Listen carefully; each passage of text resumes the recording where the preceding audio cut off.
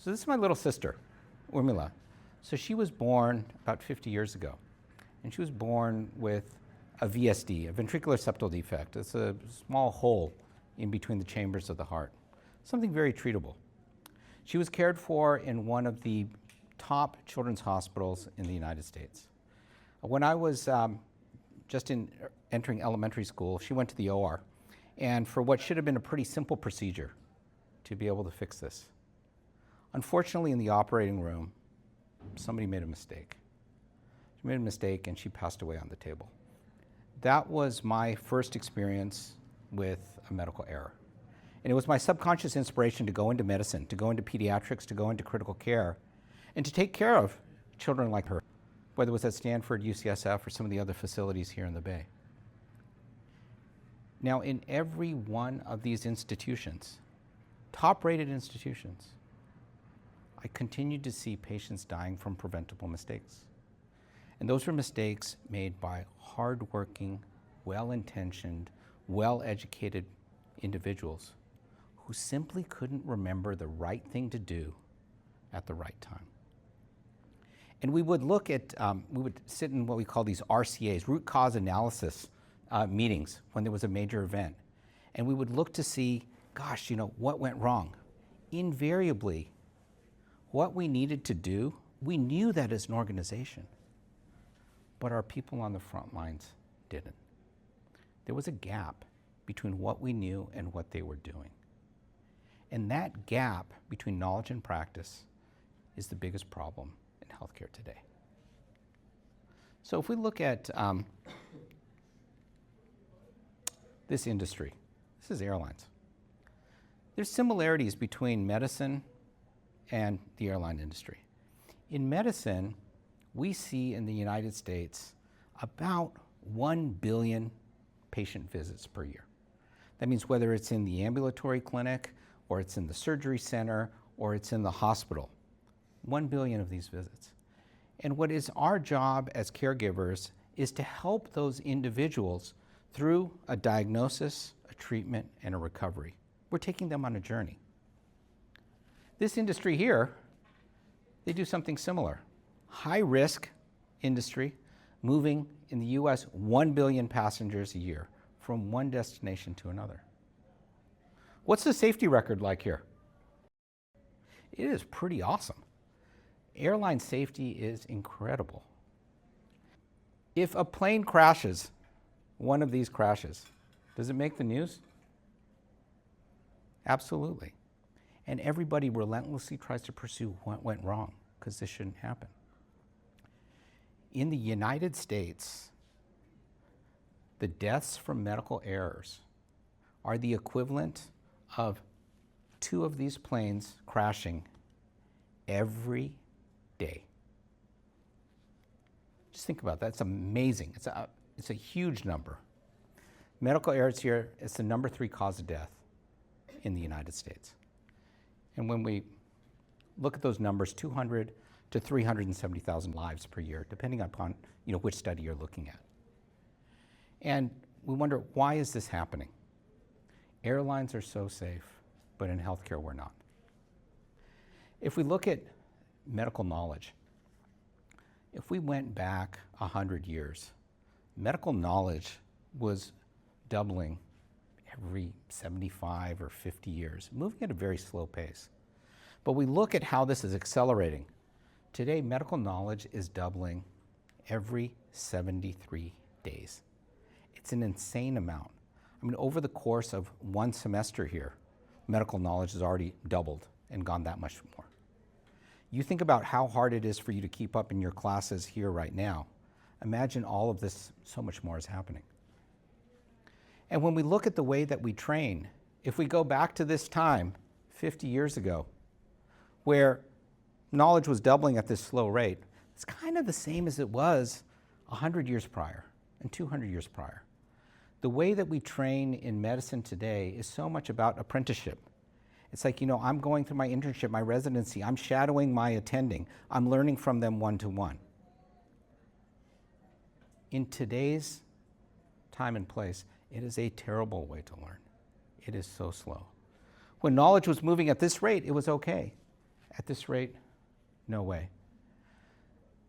So if we think about, our clinicians,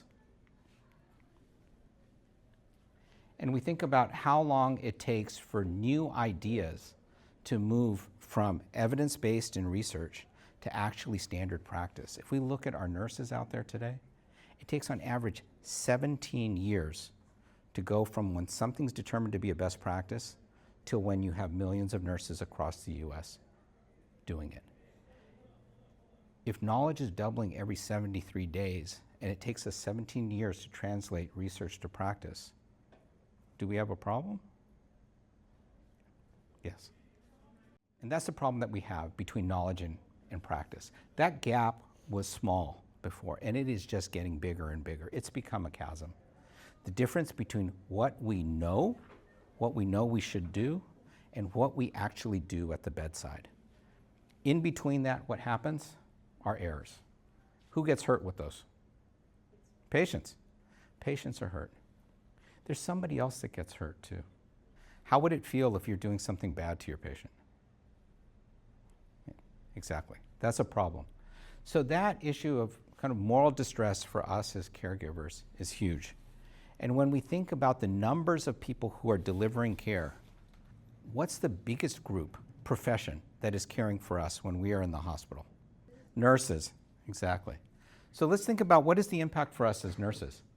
So when we look at nurses, we see that there's millions of nurses here in the US. And we find that 60% of those nurses are experiencing burnout. They're feeling like, I can't do this job anymore. And when we look at the number of vacant positions, we have an aging population. There's a growing need for us for caregivers. Yet we have a vacancy of over 400,000 empty positions. Is that going to get better or is it going to get worse? It's going to get worse.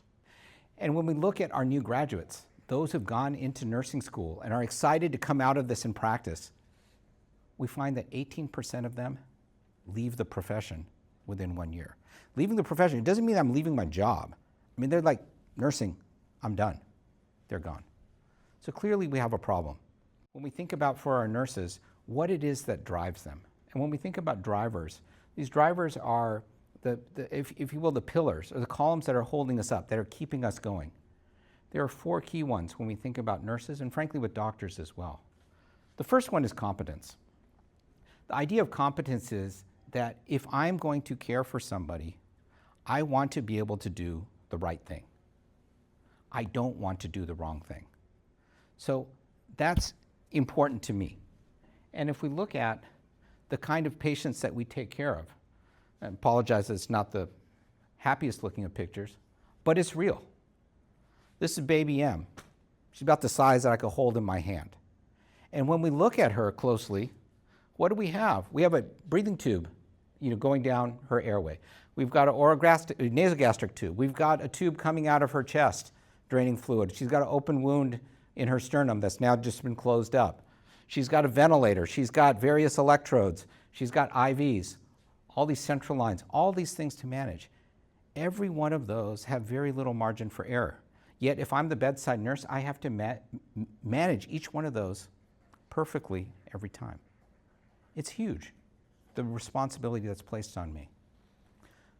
So what do I have to help me to know that I'm doing the right thing? And so if we look at the world and how we are training our staff and how we're teaching them and supporting them in the moment, what we do is we start with a classroom setting. Classroom setting like this one. How many of you have been in a classroom? This is like 8 o'clock at night right now. How many of you have fallen asleep in class before? Yeah? Everybody, right? Because you're getting disconnected learning. It's not immediately relevant to you right then and there. In one ear, out the other. The other things that we do is we throw things into binders. In every hospital you go to, you will find binders of policies and procedures.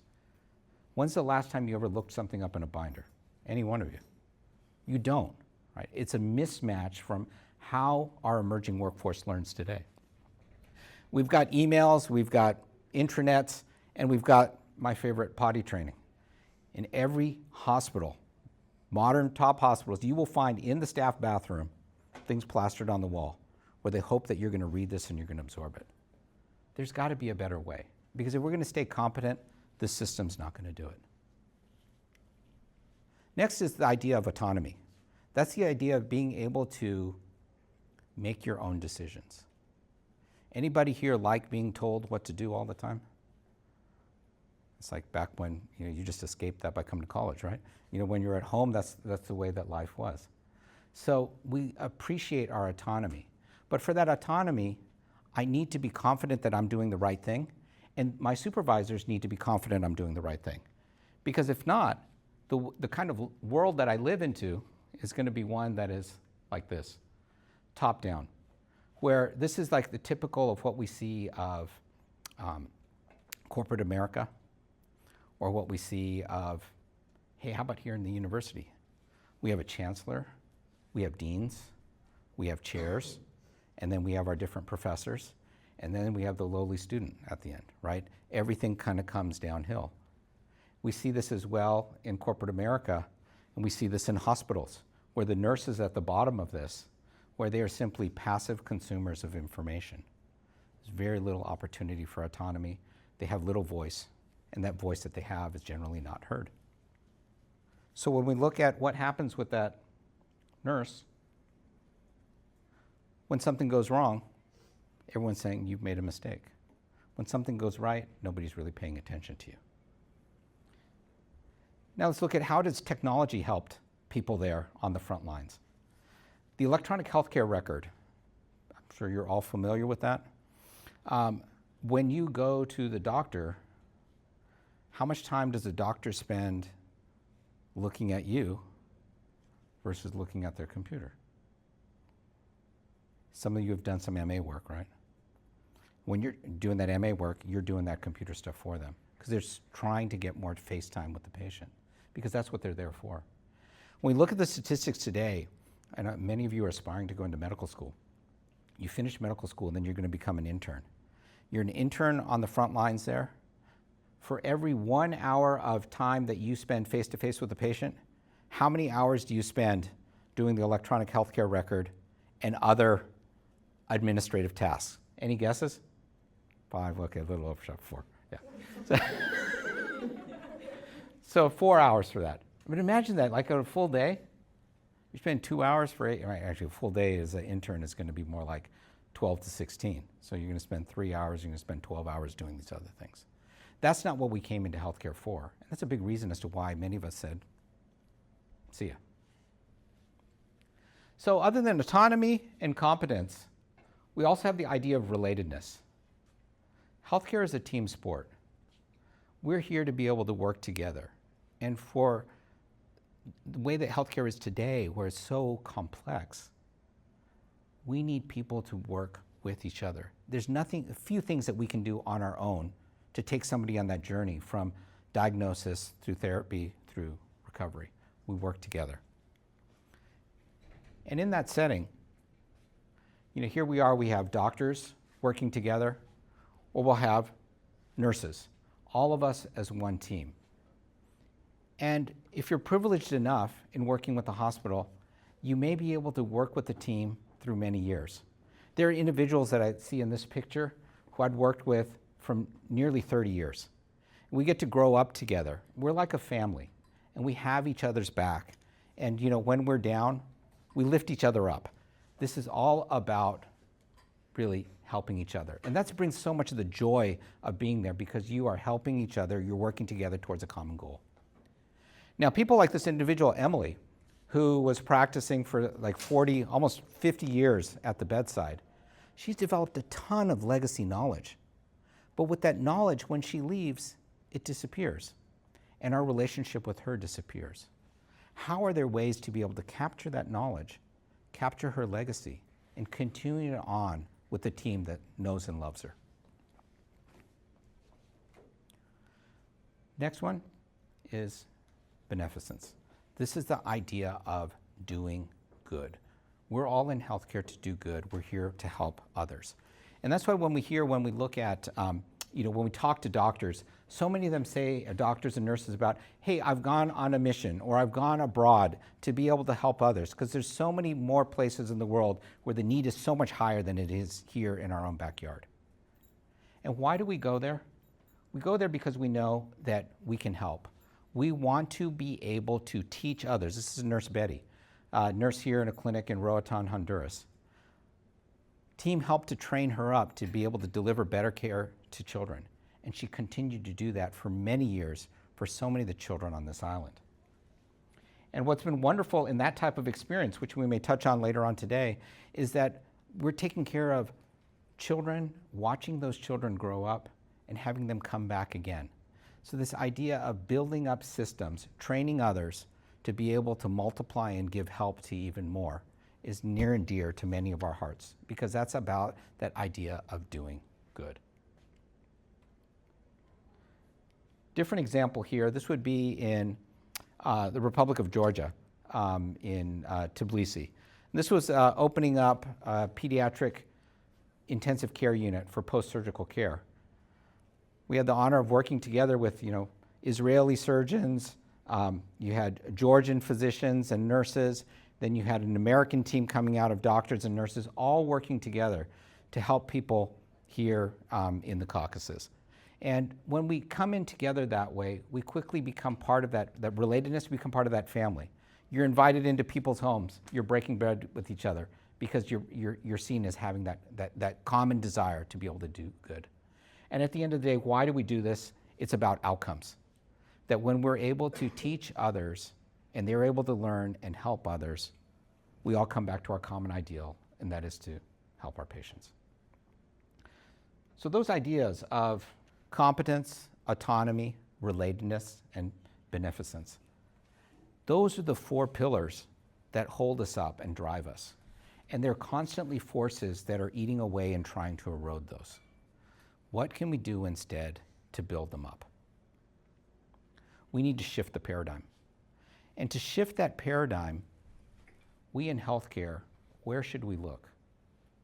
Well, one of the sad problems with healthcare comes out of something good. And that is the idea of first do no harm. When we come and we look at patients, we're like, I'm here to help you, and I'm going to make sure I don't hurt you. And that makes us inherently risk averse. We are resistant to change. Nobody wants to raise their hand and say, hey, I'm going first in doing this. You may have the surgeon who's developing a new technique on that, but by and large, we're about tell me something that is tried and true. And when we train as doctors, we're trained to have doubt. And unfortunately, that doubt extends to our own peers. Don't trust what the other doctor says. Always, try to verify that yourself. And with that doubt, if we have that much doubt amongst our peers, imagine the doubt we have outside of the industry.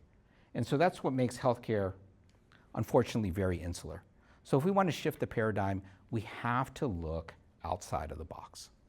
So in looking outside of the box, historically, does anybody know who this individual is? There you go. Yeah, Florence Nightingale. So Florence Nightingale, she was a statistician. She liked looking at numbers.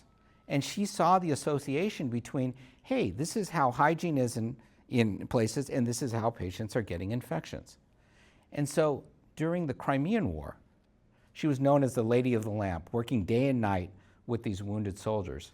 And she started out processes to be able to improve hygiene amongst staff and amongst patients. And what they saw was a dramatic decrease in mortality. She is the founder of modern nursing. Right? So here's an example of where medicine wasn't making progress. War comes around, somebody thinking differently as a statistician is able to look at this differently and really change how healthcare has moved for centuries afterwards. So when we think about those times of war being one where we think of death, we think of trauma, and what does that necessitate? It necessitates healing, necessitates medicine. It's times of these great societal stresses that we're most apt to be able to innovate how we're doing things, just as we saw with COVID. So in this example, going to another war would be the Iraq War. So that probably happened when, Oh, that's before you guys were born. But it wasn't that long ago. So the Iraq War there, one of the key generals, this guy by the name of Stanley McChrystal. So he was leading up the US forces. And what he realized is that in Iraq, the US military was losing badly.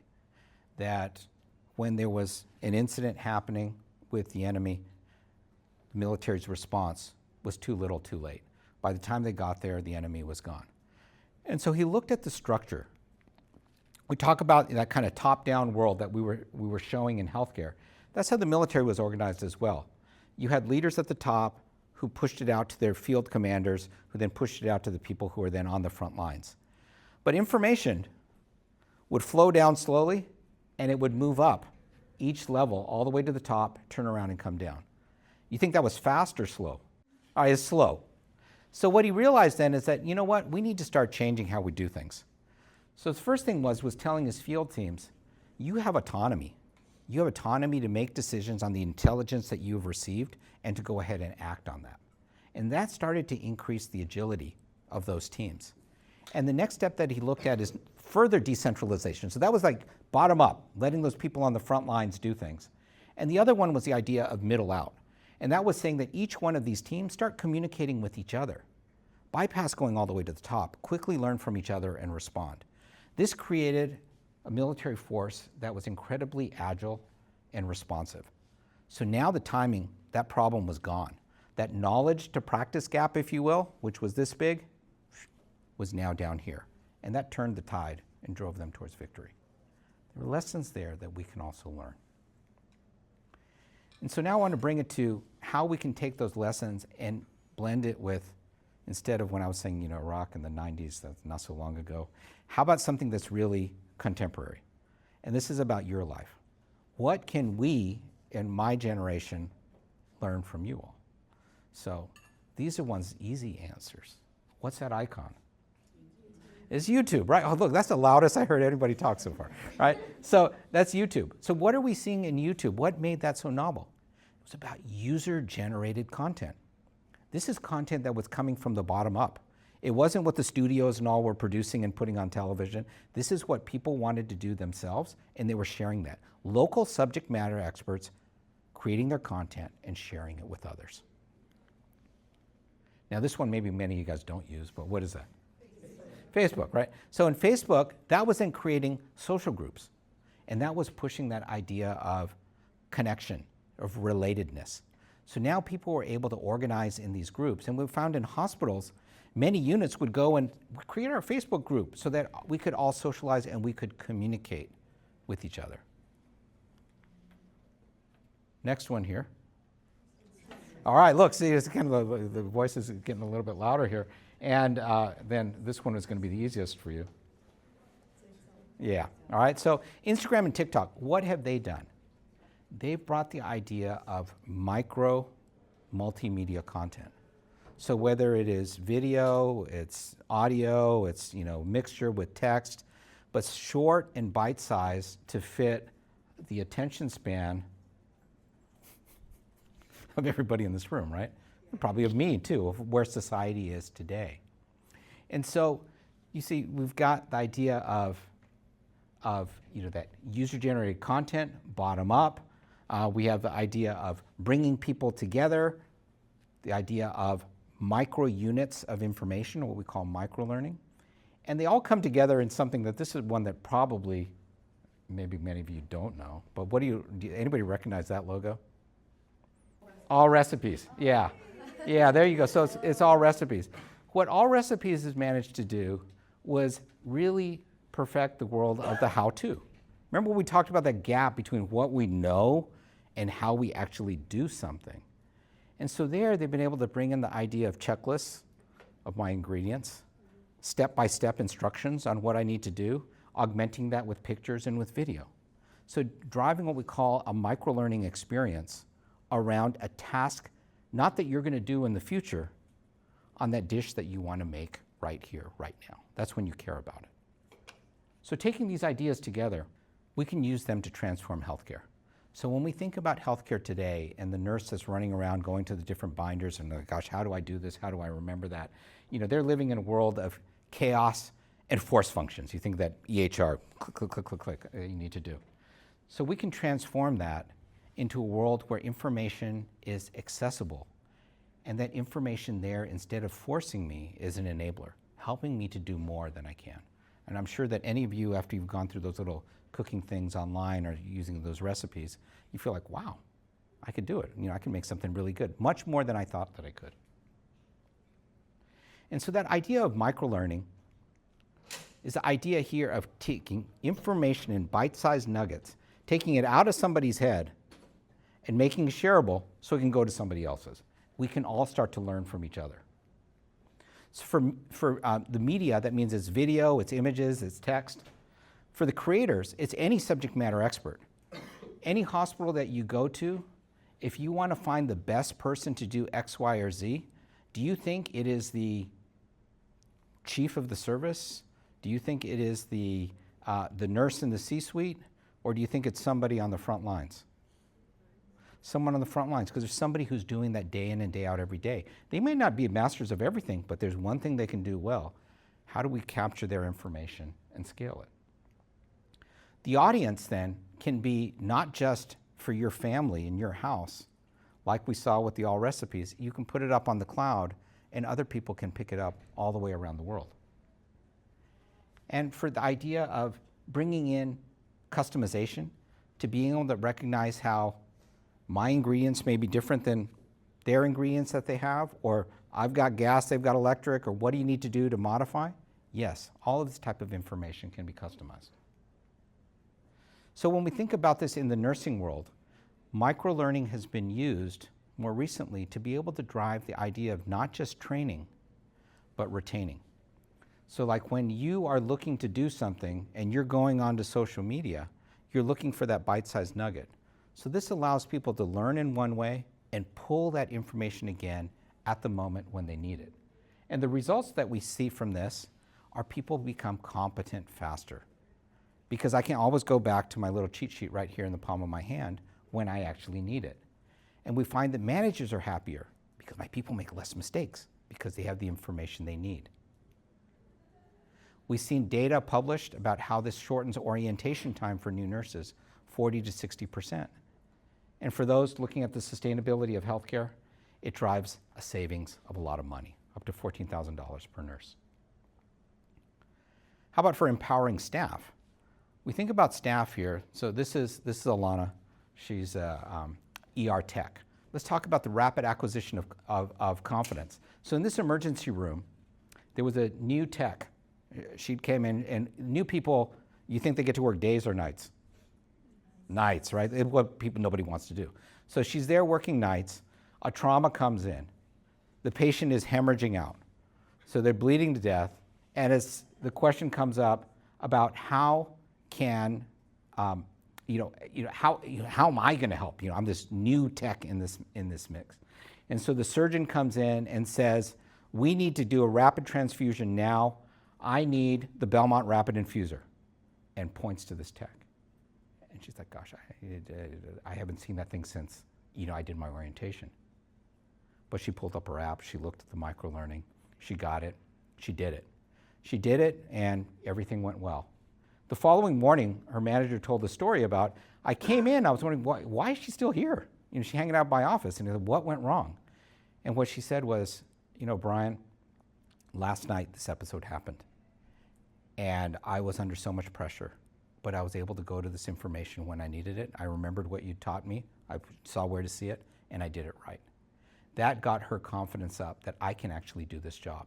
And if we look at Alana, she started in this kind of world as a tech, and then she's looked at this and says, you know what, I can do this, and now she's a nurse. She's worked her way up in her health career. So you have that increased motivation to upskill, and at the end of the day, what this is that when I have the confidence to do my job right, and my manager has the confidence that I will do it right, I'm going to get more autonomy. Next aspect is about improving outcomes. When we look to taking this type of approach of giving those bite-sized nuggets, what have we seen when people are having to do certain procedures a certain way to to keep things sterile. When you give them that support in the moment, infection rates go down. We see, in fact, all kinds of safety events, serious patient harm goes down because I know what to do when I need to do it. Safer patients, that goes back to beneficence. And the final one here is that idea of sharing knowledge. You know, the knowledge of any one of us in this room is only so much. But our collective knowledge, each one of us that comes in, it keeps making it bigger and bigger. So the more that we can share this information, the greater the benefit for all of us. And we found that when we are sharing microlearning information, a trainer comes in and says, instead of me reinventing the wheel, I can borrow what somebody else is doing. I can use that and go. It makes my life easier. And with this, I can start training people faster. So for the trainers, they're saving time. For the learners, they're doing better. They're learning faster. And for the hospital, it's saving them money. With this approach to microlearning, there's now thousands of these bits of microlearning out there that are available for sharing. Hospitals, again, learning from each other. And the creators of that content come from everywhere, from the top, from the bottom, from the middle, from public hospitals, from private hospitals, from for-profit, from nonprofit. The more we share, the more we gain. And that comes back to this idea of relatedness, because we're all in this as a team. So in this time of really such divided politics and so much tension, we need to look back about how we're actually more the same than we are different. And as I mentioned, these practices are shared between public and private, between for-profit and nonprofit. And these microlearning practices are shared between red and blue states. We may argue about how do we pay for healthcare, but we all want people to get better. We all want people to heal. And taking that red and blue and playing it on it here with with the local rivalry.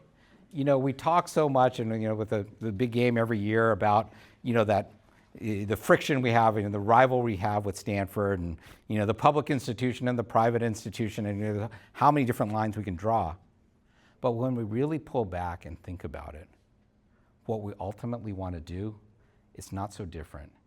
It's actually more the same, So that's not going to play well to a lot of football fans, and I know I get a lot of grief from my peers on that type of idea. But really, when you look at it, we are more the same. And so how can we work together? Because when we do that, we can do amazing things. Remember that little girl, the one that I saw in the palm of my hand? This was her a few years later. A thriving baby girl having gone through a ton. And if we can learn from our mistakes, we can really look to create a better future. One where we share knowledge, we learn from each other, and we deliver information in a way that we can actually use it. When we do that, we close the knowledge practice gap. We really get to that idea of how, and we achieve the outcomes that we want. The happy patient, the happy staff. So the take-home message from this would be, those outcomes begin with how. Let's think about how to take that information and deliver it to each other. Because with all of that, everybody wins.